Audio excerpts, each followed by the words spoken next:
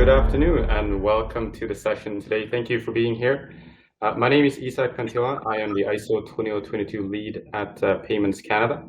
I will be your host today, trying to make sure that the panel provides rich and structured information, just like the topic that we are discussing, which is ISO 20022.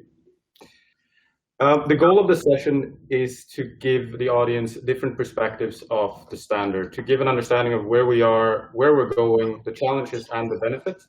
Now, doing that in just an hour is going to be quite the challenge, but I do have a fantastic panel with me today, so hopefully we'll get at least a little bit on the journey. So the panel today consists of ISO 20022 experts that works in different projects all around the world, and in different parts of the payments ecosystem as well. We have a central bank, we have a commercial bank, we have Mastercard, and we have Swift. I think we'll get started with the introductions and then jump right in. We're going to start with the neighbor to the south. I want to ask Frank to start us off with introductions, please. Thank you, Isaac. First of all, I want to say that I'm extremely thrilled to be back in Canada for another payment summit. I've lost count of how many I attended. Even if it's a virtual, I'm still great that you hosted me. My name is Frank van Driessche. I'm with the Federal Reserve Bank of New York, where I'm currently heading the ISO 2022 team that is rolling out the standard as part of our brand new payments system, the FedNow service that I'm sure you've heard about. The first one in 40 years that the Federal Reserve system is building. Before that, leading that effort, I was in the wholesale product office, looking after the ISO 2022 migration of the FedWire Funds service. And before joining the Fed back in 2018, I spent 17 years with Swift in a series of roles, many of which are standards related. Now, I'm with the Federal Reserve. I would do this on stage, so I just want to add this short disclaimer that the thoughts and ideas I express are my own, and do not necessarily represent those of the Federal Reserve System, nor of the Federal Reserve Bank of New York. Excellent. Thank you, Frank. Let's go over to Germany. Kerstin. Hello, my name is Kerstin Schoenwitz. I'm happy to join this panel here from Germany. And my passion is for many years to standardize and to roll out ISO 2022 for corporates. I'm doing that in two roles. On the one hand, I'm a product manager at Deutsche Bank in the corporate bank cash management area, where I'm responsible for the standardization of ISO 2022 for corporates for payments and for account statements, which we support for more than 10 years now. And my other hat on is the participation in the CGI MP industry initiative, which stands for Common Global Market Practice, Common Global Implementation Market Practice, sorry. Where I'm running the payments group and where I'm also contributing to the account statements group. So the aim of this initiative is basically to make ISO 22 used in the same way. Excellent. Thank you. Neil. Okay, thank you, Isaac. And equally, obviously, looking forward to a good debate and discussion today. So Neil Buchan, Head of Standards Implementation at Swift Standards. So from my background, obviously I'm a payments guy by trade, so very interested in the payments arena. The current role very much on the Swift standards side of things, as the description describes. My team is responsible for a number of different implementations. Predominantly at the moment, the thing that's most forefront of our mind, of course, is the CBPR Plus effort, the correspondent banking implementation on the Swift networks. We're again having lots of fun within the industry. Having dialogue and discussion on a variety of different industry use cases to implement ISO 2022.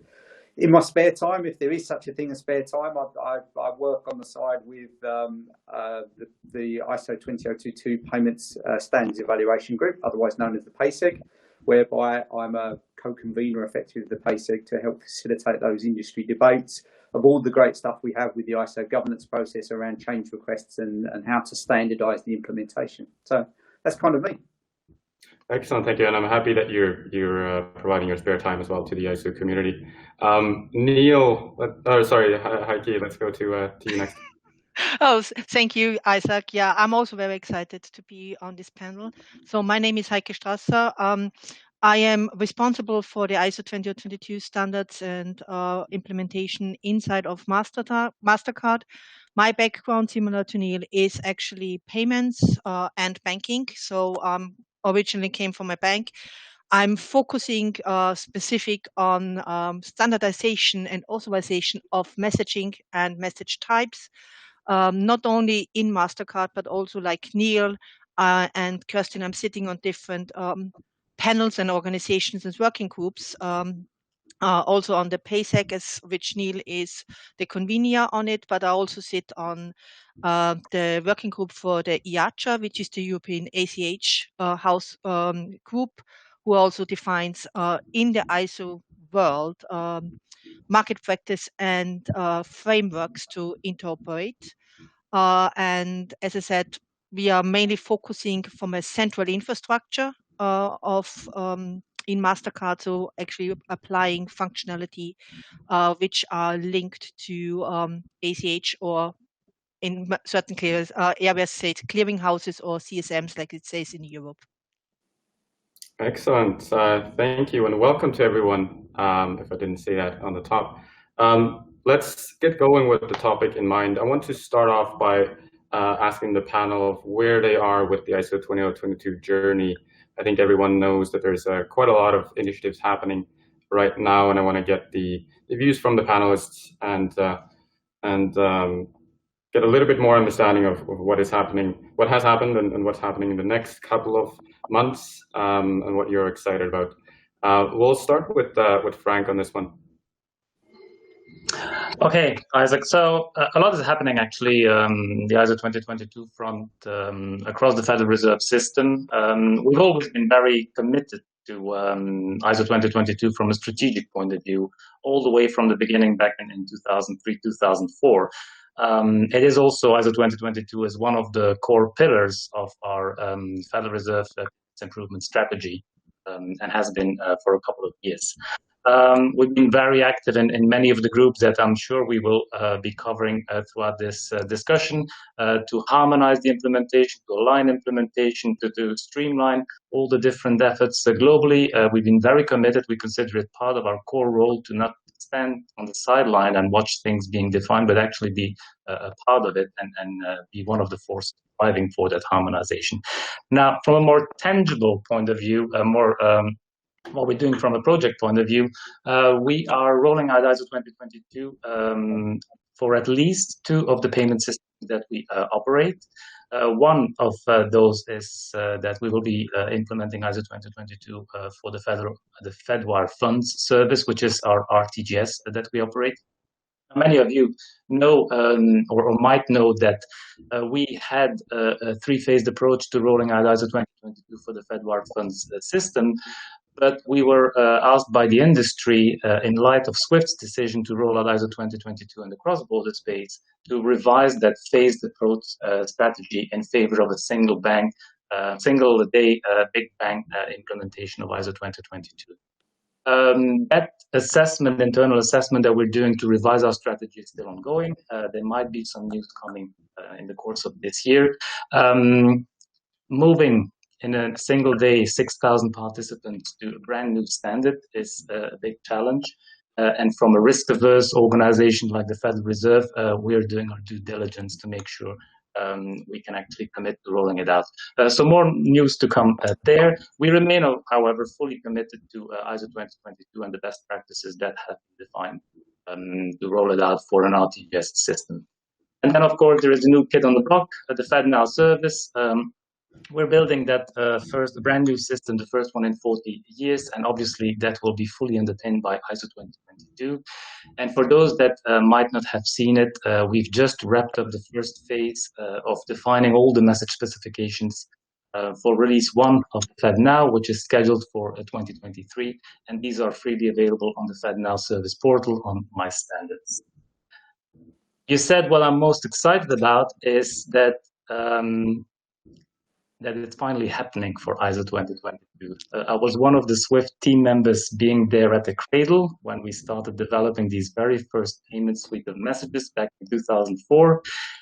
I myself, as many others, have been banging the drums on why this was the best thing happening to the industry standard. So it's really fulfilling to see that finally the standard has been embraced and that we have tens, if not hundreds of initiatives, live systems live with ISO 2022. I think that's probably the exciting bit for me, that it's there. The baby has become a young adult. Excellent. Thank you, Frank. And I share that excitement for sure. And I also want to say that I'm subscribing to the FedNow newsletter. Fantastic information coming out of that every now and then. So I want to do a shout out for that as well. Thank you. Let's move to Kerstin. What's your view on this? Sure. So at Deutsche Bank, we are of course preparing for the bank ISO readiness for November next year. So because we want to be one of the front runners there. But we also leverage this project to further enhance the experience for the corporates by adopting ISO format also into all our internal processes in order to be able, along the payments processing stream and the account reporting, to really benefit from the format by no more truncating data and being able to fully transport the structured data. As the bank ISO migration has an impact on corporates, we are also closely communicating with them and in order to manage expectations. And we talk also to the client's ERP or treasury management system providers to ensure that also the client systems have the technical capabilities there. On the CGI MP side, and I will in a few minutes tell a bit more about this initiative, we have also come along some busy months as we were closely collaborating with the interbank space, mainly with the CBPR Plus group, in order to embrace the new requirements from that interbank guidelines into the corporate initiation messages. So we have finalized already some guidelines, and we will now continue over the next weeks to review basically all the payment types, so not only cross borders, but also the various domestic payment types across the globe. And we're also preparing to support the new ISO message versions by next year in order to synchronize with the interbank space, because there the banks start right away with the new ISO message version 2019. So in order to have a close interoperability, we want to catch up there. And yes, I'm excited about, similar as Frank is, if you're long in the ISO business and story, that now finally we overcome the format bottleneck, so that when corporates already provide today rich and structured data in the ISO payment instructions, that finally this can also be forwarded to the clearing or to this through the SWIFT network, without any data loss. Excellent, thank you. And we're going to double click on that CGI, because CGI is one thing that I do on my spare time. So I'm very excited to hear a little bit more about that. Neil, can you give us your views? Okay, so a little bit perhaps from a SWIFT side. So I guess when we talk a little bit about exciting, as you say, equally I can underscore some of the remarks of Kerstin and Frank as far as implementation of ISO. But I guess we shouldn't forget, obviously, us as guys being more focused around the payments piece, obviously. But perhaps we should also recognise the fact that obviously ISO 20022 covers the other business areas as well. So for me, when it comes to being a little bit excited about it, is about really coming together as an industry, as a financial industry, and understanding the business flows. Obviously, this isn't just a standard talking about specifications and data content. This is really talking about the end-to-end methodology and understanding the actual use cases from start to finish. And obviously, quite often we find ourselves in the payments industry of perhaps being the end of that chain, whether or not it's a customer that's done some business and we're paying a supplier perhaps, or whether or not that's a securities payment and there's been some securities or maybe foreign exchange money market type transactions, which we're then providing the settlement for. So again, it really emphasises that we're coming together partly, I guess, as a global payment ecosystem, but also we're starting to integrate and interoperate a little bit better with some of the other business lines, perhaps. So that's the exciting piece for me over. I guess on the Swift side, I guess there's a couple of pieces that are going on.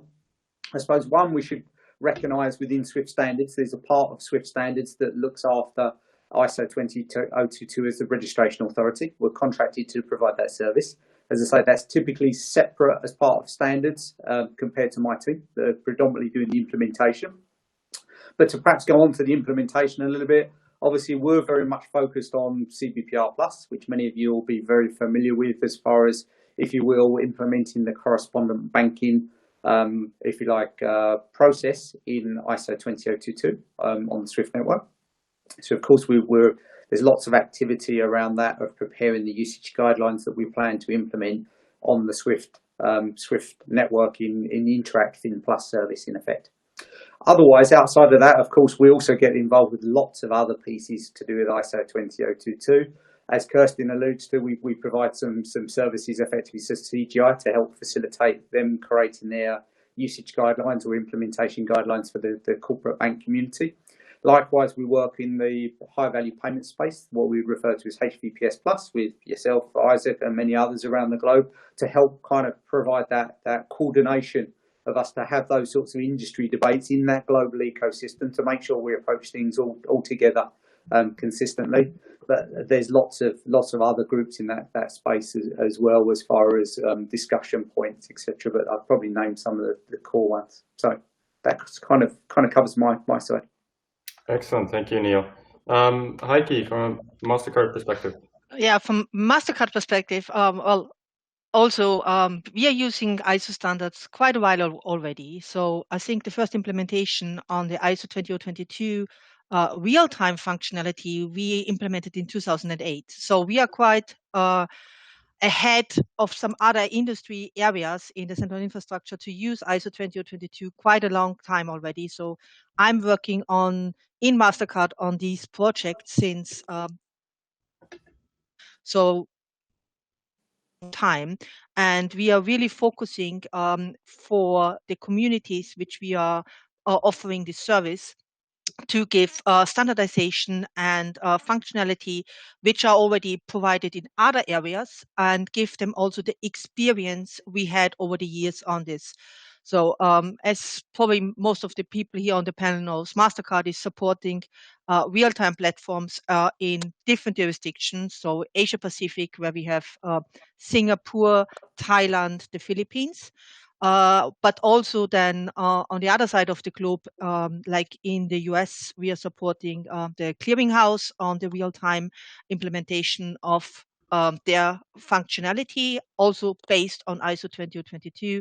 We also have implementation in South America, working on actually migrating some of their existing domestic and near real-time services into a real-time on ISO 20022 platforms. So these are quite initiatives which Mastercard is involved. Also quite important, and I think this is the other two projects I'm working on, which is one is P27, which is the Nordics, where they have their desire to have, similar to Europe, where there's the SEPA ERICA in the Nordics, that all the banks in the Nordics are interoperable and talking to each other on one same standards and platform. And finally, actually, for me, very excited and probably completely different project is the Canada project for their new real-time platform, the RTR functionality, because here we have other challenges and also looking into this, but very excited for me because I try to find commonality throughout the functionality which Mastercard is providing. Excellent, thank you. And special thanks for mentioning P27 and RTR as a Swede living in Canada. That warms me, thank you. From a Canadian perspective, we're also doing quite a lot in Canada as well. Both of our new modernized systems, so RTR was just mentioned, as well as the high-value payment system, the links, as we call it, will be using ISO 20022. So there's a number of things happening in that arena. On top of that, we also work to drive adoption and awareness. So our communications team is doing a really good job producing artifacts such as case studies and educational videos. So if you want to be in the know, I suggest that you subscribe to Payments Canada on your preferred social media. So now that we know what is going on, what I'd like the panel to talk a little bit about is the ISO community, ISO 20022 community to be more specific. We've already heard a couple of groups, and I want to kind of double click on that and get a view on what is happening in the ISO 20022 community. I meet with you on a regular basis. We're no strangers, but I think from non-insiders, I think it's a little bit challenging to understand exactly what we are doing as a community and how that is going to help us. So this is where I want to double click on the CGI-MP. As mentioned, I've been doing that for a long time and on my spare time, just for fun. So I want to turn it over to Kerstin. If you can give your view on what is happening in the ISO 20022 community, and also as a bonus question, if you have any suggestions for where people can find information, please mention that as well. So over to you, Kerstin. Yeah, sure. So CGI-MP, as we just explained, we have nearly 200 participants in the meantime. It exists since 2009, and we have participants from banks. Of course, SWIFT is heavily supporting us, as Neil mentioned. We have corporates, we have system providers, we have consultants, banking associations, and many more. So the aim of this initiative is really for corporates to enable them for common implementation, as the name says, across banks and also across regions. So we look at payments globally. And we achieve this by discussing and by coming up with usage rules, so fully based on ISO standard, but really considering the requirements from local clearings or market infrastructures. For example, now the upcoming ISO migration. And then we have regular interactive meetings or calls where we discuss. And we have the different views and also different experts, which is very important when you talk, for example, about Singapore payment types. So then we discuss and we agree and we formulate it in usage guidelines, which we then publish.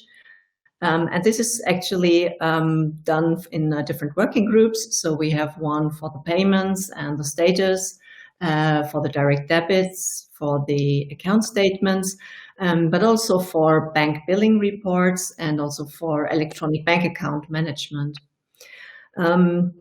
So really the common goal is to find agreement on a common usage of the standard. Now, if you want to find information on what we publish, what we do, who is in this group, you can find that on the one hand on the SWIFT for Corporates website, then on the SWIFT My Standards platform, where we now have started to publish new guidelines. You can access it via the SWIFT website, but you can also find us on LinkedIn. So we always welcome new participants. So if you are interested, please reach out to the contacts mentioned on these sites. Excellent. Thank you. And I can highly recommend it. It's a really interesting discussion and something we really need. We need the corporates involved as well. Moving on to Neil. I understand you have a couple of hats when it comes to the ISO 20022 community. Can you talk about that? Yeah, sure. So as you say, the couple of hats are perhaps that starts first and foremost with the ISO side of it, on the ISO PaySec particularly. So obviously we should recognise perhaps a little bit around the governance process. So the way it works at an ISO level, you have the ISO Registration Management Group, the RMG, and then underneath that RMG is where you start to get the representation of the experts, the guys that that what we refer to perform the standard evaluation. So from my side of things, as I alluded to earlier, I'm co-convening the PaySeg. So we've got, in fact, we've got representatives as far as the conveners based in Asia. We've got then representation from Canada, one of your colleagues, Isaac, as far as one of the co-conveners, and then myself, which I guess you could argue is Europe. So we've got quite a nice geographic diversity there. So very much, I mean, what we should recognise, of course, is as ISO is more of an open standard than perhaps some of the legacy standards that we have in the payments industry, whereby principally anyone can submit a change to ISO. We're fully backwards compatible. The old versions continue to live on, but if in effect what we tend to do is as we get new business requirements or new change requests that need new, what we'd refer to as elements in ISO language, we would implement those if once potentially approved into a new message version, and then the old message versions will continue to live on. Certainly in comparison to the Swift legacy standard, then that's a fairly large change where we only, or change in process in the sense where we only have one live version at any one time. So the beauty of that, very much a bit like Kerstin was describing as far as the CGI story, again, very much an open debate, lots of different experts and representation around the globe to provide their input.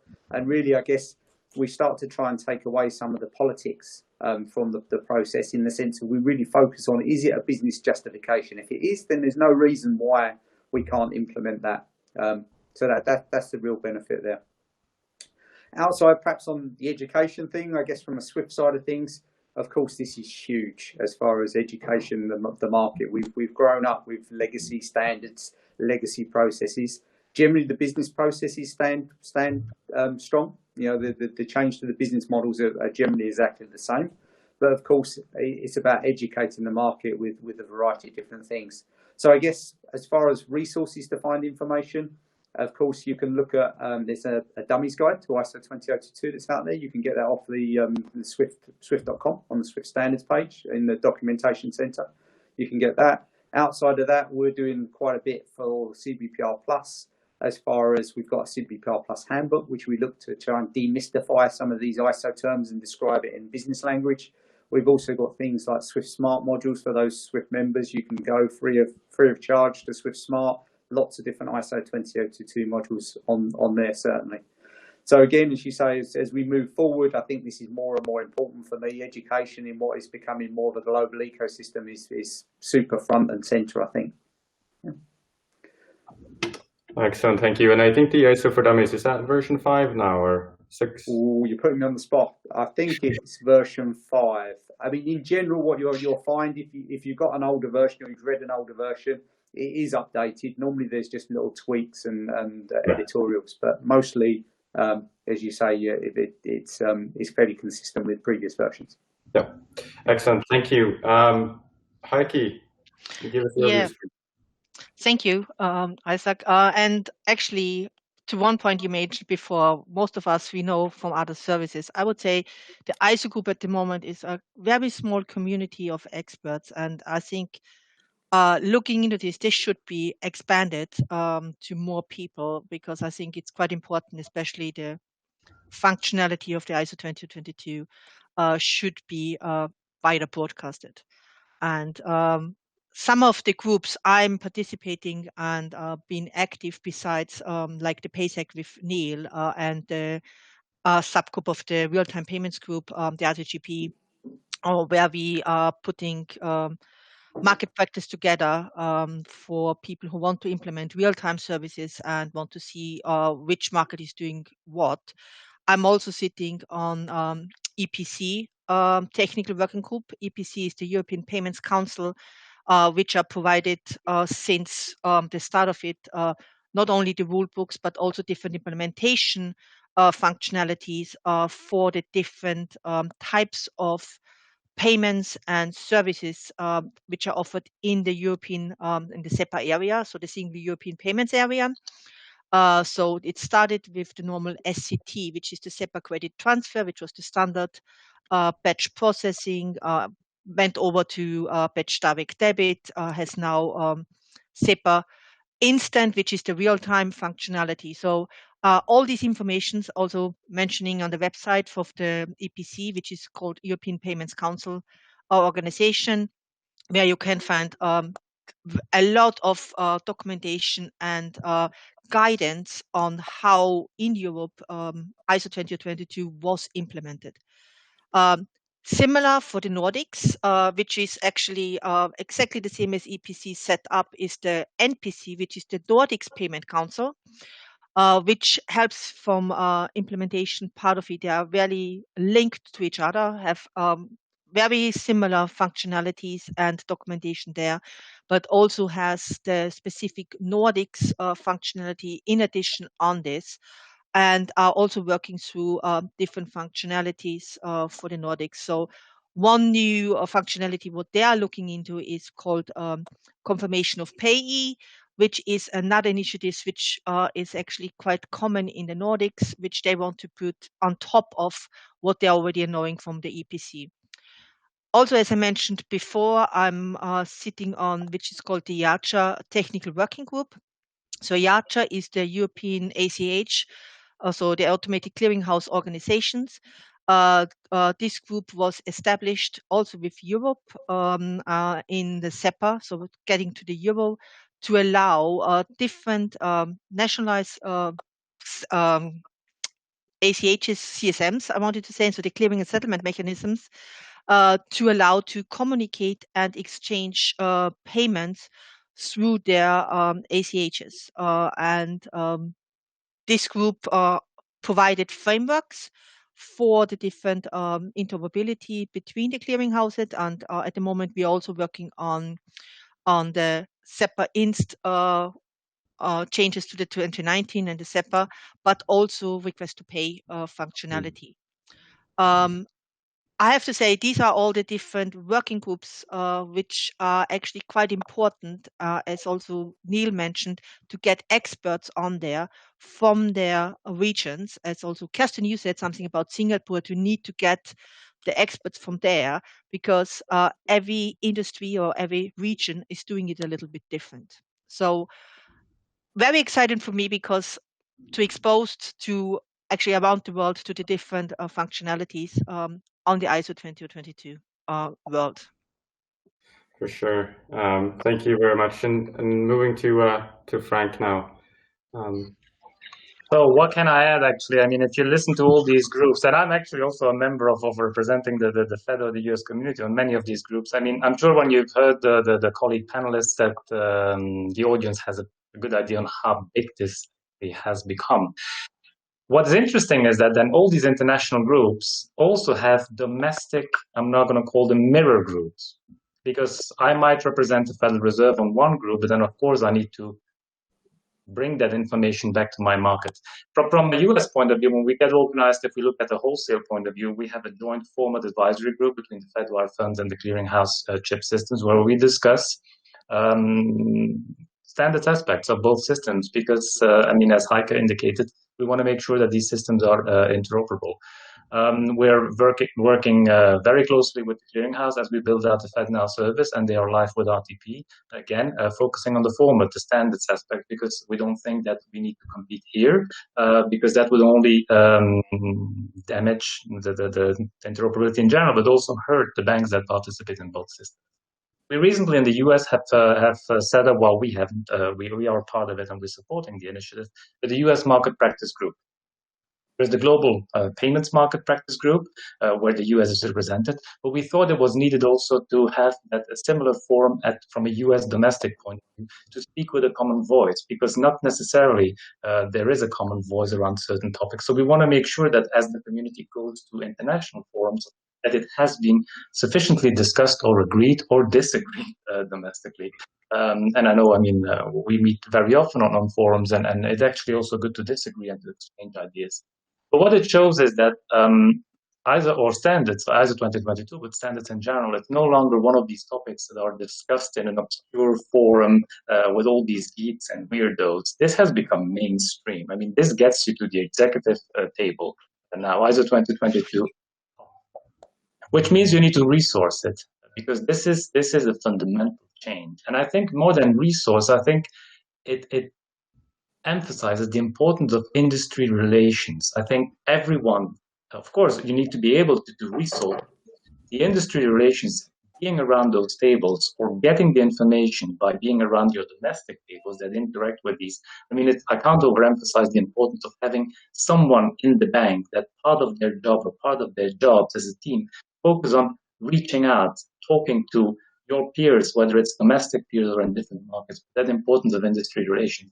You could say attending conferences, and some say actually that this whole virtual environment we currently live in is a benefit because a lot more people have access to that information where normally they might not be in a position to travel and attend conferences.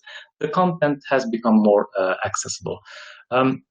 So I think that's a little bit where I would comment. This is a fundamental change when we now bring it back to ISO 2022. Some would even say it's fundamentalist change, but this is fundamental and it needs to be properly resourced. And you need to have your kind of like tentacle in these forums to get informed, because if we see how big it is and all the groups and all the markets adopting, it will eventually hit your financial institution or your organization too. So you have to be in a position where you have access to the information.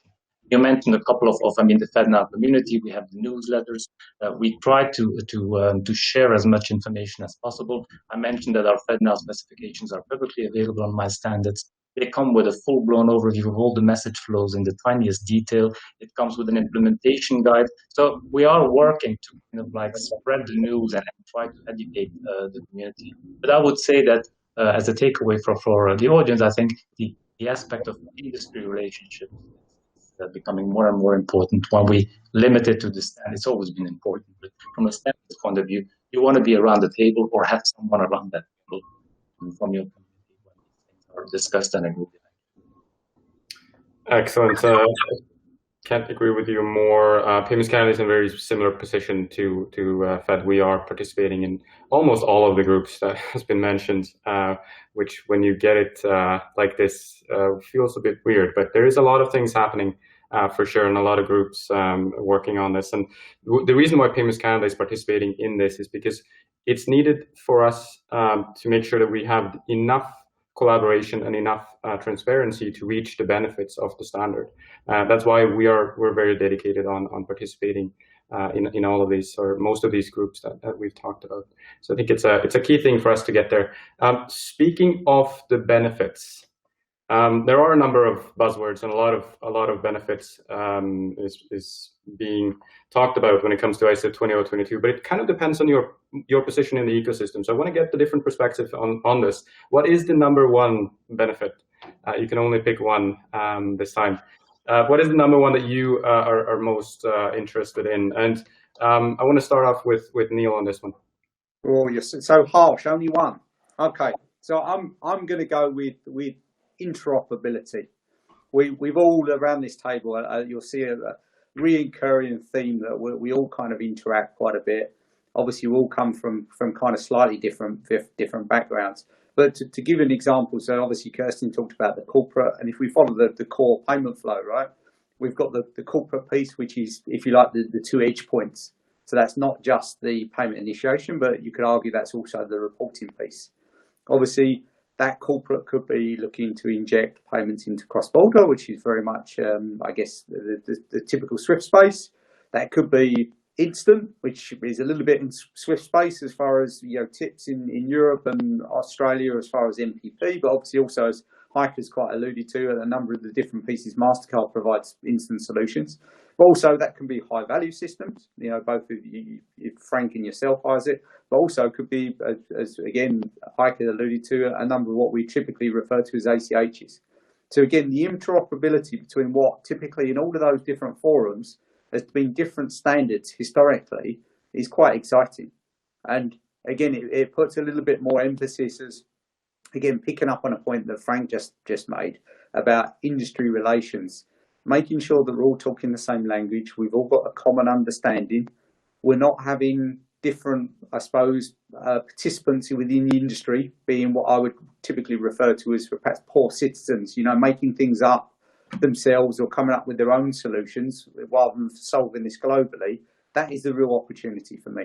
So interoperability between those is essential. making sure that one of us doesn't implement something that then has an effect on the global ecosystem. You know, if we put something in the middle as far as a market infrastructure is concerned on Swift, working with that solution, or with cross-border, and that impacts CGI as far as their implementation guidelines, that's not good for the customer experience, and so on and so forth. So hopefully I've kind of emphasized that fairly well, but that's for me, that's the buzzword, is interoperability.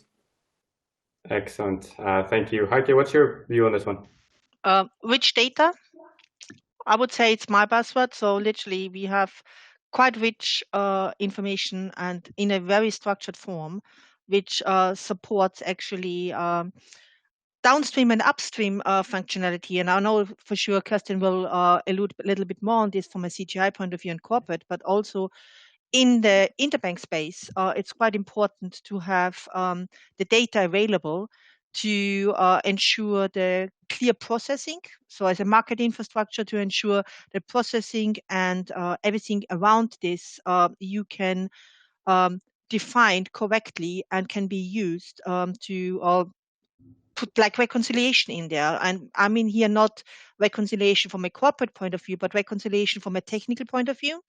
Because for an infrastructure, it's important that you have a service up and running and has the standards provided to ensure that systems are running correctly and have all this information provided. So not only that you're using the messages, but also your back-end services are based on the ISO 20022 to capture all this data, that you don't have data truncation, which we had quite long in Europe, but also provide this additional rich data, which gives you a far better understanding what you pay for. And I'm always going back. Sometimes our phones have now far more capacity than the first system I worked on, where you had a big separate room with a big server room with data, which has less capacity than a little iPhone today or a little other phone. So I think it's my buzzword still, it's the rich data which you can provide via ISO 20022. Excellent. We are certainly living in a different world. That's really good. Frank, from a US perspective, what do you think is important for the US? So first of all, I agree with everything that has been said. And data would also be my number one, but I can only pick one. So what I would like to do is that from a US point of view or a Federal Reserve System point of view, I would like to combine Heike and Neil. The interoperability aspect and the structured data. When they talk about the richness of ISO 2022 messages, for me, I mean, many people will go in the direction, oh, it's big size, but I think it's more the structure of the data that has an incredible potential. What we have, our ambition from a Federal Reserve point of view, and we're rolling out ISO 2022 across the Federal funds and for the brand new system service is that we want to apply a holistic approach to rolling out ISO 2022. We've always been very good, and I mentioned the former advisory group, Fedwire funds and the clearinghouse, RTGS wholesale payment. Are we aligned? Are we interoperable? Very great work because it makes the life of our common participants easier. Very same in the ACH space, aligned implementations, faster payments, instant payments. We're discussing with the clearinghouse on a regular basis to make sure that RTP and FedNow do not differ too much, not where they shouldn't be different. What we are now doing is that vertical approach, the silo approach that we all know and we're all guilty of, that we're trying to apply a horizontal aspect to that by looking across our services and aligning there. So we are looking at the FedNow funds for FedNow service implementation, instant payments, comparing it actually to the wholesale RTGS Fedwire funds implementations. And we want to align as much as possible there because these boundaries become a little bit less clear of a high-value payment, an urgent payment, low-value retail, ACH batch. So we want to make sure that our ambition is actually to align the implementations across the different services that we operate with the end goal of ending up with a single harmonized data model. And there I'm back with the date. So the interoperability, I mean, you can do a faster payment across FedNow, but if for whatever reasons, there's also a resilience aspect. You need to route that payment across Fedwire funds. the data models are aligned. So we want to achieve, the end goal would be that we have that single harmonized data model that underpins all Federal Reserve payment systems.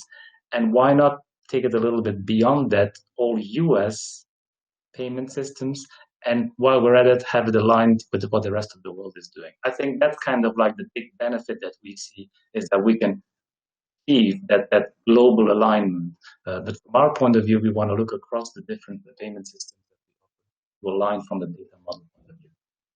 Yeah, well put. And I was hoping that you were going to say Canada, that you will align with Canada. We're happy to be the first one. Thank you very much. We're doing a very similar approach in Canada as well. You know, the links system and the RTR. We see that as a payment, so we want to be as harmonized as possible. So I think it's a very good point, and we're doing the same thing here north of the border as well. I'm curious to get the views from Kerstin on this one. Well, now it's very difficult to now come with a surprise on top of all these benefits. I just would like to summarize or formulate it in a bit different words, because I think ISO really enables today's and tomorrow's payments world.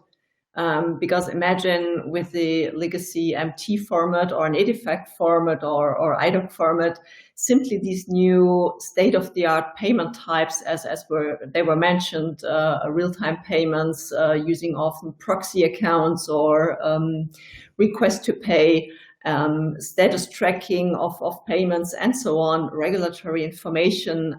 Think about all these details which have today be embedded in payment instructions and also in account statements.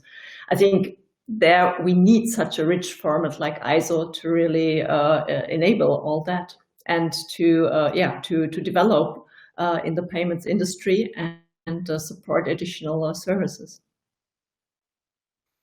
Excellent, thank you. And we are running a bit short on time. I think we could sit here and talk for a very long time, but I want to really quickly just go through what is the number one. We talked about number one benefit. What is the number one challenge that you see? Heike, can we start with you? I think again, the big messages can be a benefit with all the data. Could be also the curse, I would say, on the other side. Also, I think the flexibility gives interpretation, and it's going back to Frank's to have harmonization. Excellent, thank you. Frank? So I think one of the challenges I see is making or the balancing act between remaining strategic while trying to make the timelines work. Many of the financial institutions are exposed to different systems that migrate at different times. And I think it is important that you get the foundations right, but it is a challenge when your system has set a timeline that it might not fit your strategic ambition within the organization. From a Fed point of view, we have taken a very strong position that we want to stay true to the standards and get the foundations right, because we're building that brand new system. This is release 1. This is probably going to be around for the next decades. So just as you build a house, you want to get the foundations right. We are sticking to the standard and getting that sound basis for them be in a position to easily build up on release 1 up to release 2, 3, 4, and so on. So try to get the foundations right, but also balance. Then it's like you need to respect the timelines of your market infrastructure or your community you're operating. I hear you. That's excellent. I struggle with exactly the same thing. Kerstin? Right. I think the biggest challenge from the corporate perspective is also the complexity, because ISO is really a rich format, and if you migrate to it with its rich content and all the structure, you have certainly to adjust data in your ERP system or in your treasury management system, or to adjust the file generation process. And to give you an example, ISO has a very structured party address, similar as structured remittance information. So this means it has different subfields, like one for the street, for the building number, for building name, for PO box, and many more. And these dedicated address pieces haven't been handled so far or validated in such a structured way, because we had to live with the limited non-structured formats mostly so far. So there you can see it will be a challenge, because in future, as the banks need also to completely identify parties for sanction screening or to support anti-financial crime due diligence. So this is really the future with the structure. And so for cross-border payments, they may be in a few years really be rejected if they do not come with this fully segregated information. So this shows that also the ISO migration has a severe impact on corporate payments initiation, which shouldn't be underestimated. Right. Excellent. Thank you. Neil. Okay. For me, education probably is one of the big changes, right? We've grown up in many of us in the industry for many decades, understanding the terms. In many cases, even if you take SWIFT standards, we probably think, and the SWIFT standards geeks amongst us are probably very familiar with the official names, but in the industry, the reality is we make things up, right? We call certain parties something totally different that it's almost like the banking language, right? But of course, when we get to ISO, there's a new language to learn. You know, we don't talk about fields, perhaps. We talk about elements. We don't necessarily talk about banks. We perhaps talk about agents as intermediary agents, etc. So there's quite a huge education, and building, I guess, on some of the points that Kerstin was making. You know, we've got certain pieces of information that is very well thought through in ISO. You know, a classic misdemeanor, if you like, in the legacy processes is how we carry remittance information through. But certainly in FIN, we have misuse of it. But in ISO, we've got a nice dedicated field. But how do we educate people how to use the structured parts of structured remittance information and things like that? That's going to be a huge, interesting challenge within the industry, I think. Yeah. So, education number one for me. And I think, as I say, I was lucky enough to come and visit you guys in Toronto just over a year ago in the Hockey Hall of Fame, which is just one example. But, you know, we can only fit so many people in there, and we can only do so many things with, you know, online training and stuff. So how do we get to the guys that do this day to day and have to then liaise with someone in a counter organisation and say, okay, this piece of information is missing, etc.